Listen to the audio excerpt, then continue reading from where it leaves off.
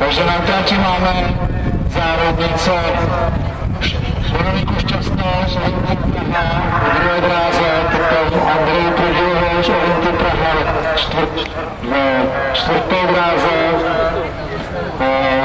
Zlatou Poloniovou z Olympii Prahy v třetí dráze a nácilici za Paťurkovou v páté dráze.